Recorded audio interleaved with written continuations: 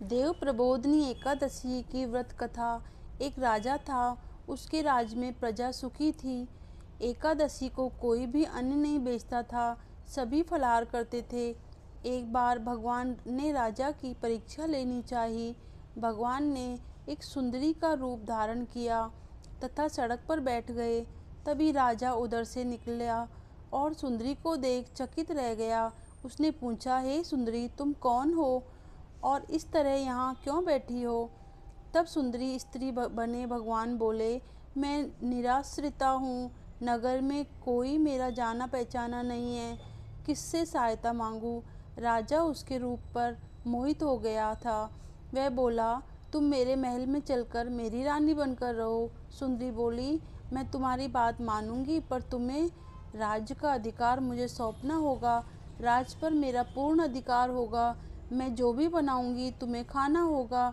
राजा उसके रूप पर मोहित था, अतः उसकी सभी शर्तें स्वीकार कर ली। अगले दिन एकादशी थी। रानी ने हुक्म दिया कि बाजार में अन्य दिनों की तरह अन्न बेचा जाए। उसने घर में मांस मछली आदि पकवाए तथा परोसकर राजा से खाने के लिए कहा।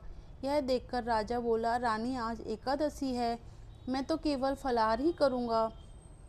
तब रानी ने शर्त की याद दिलाई और बोली, या तो खाना खाओ, नहीं तो मैं बड़े राजकुमार का सिर काट लूँगी।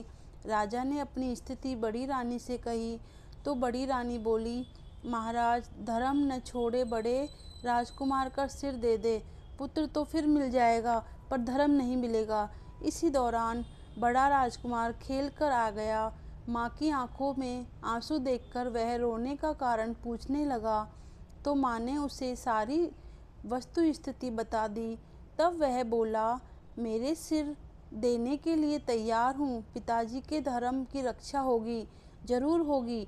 राजा दुखी मन से राजकुमार का सिर देने को तैयार हुआ तो रानी के रूप से भगवान विष्णु ने प्रकट होकर असली बात बताई। राजन, तुम इस कठिन परीक्षा में पास हुए। भगवान ने प्रसन्न मन से राजा से वर मांगने को कहा तो राजा बोला, आपका दिया हुआ सब कुछ है, हमारा उद्धार करे। उसी समय वहाँ एक विमान उतरा। राजा ने अपना राज्य पुत्र को सौंप दिया और विमान में बैठकर परम धाम को चला गया।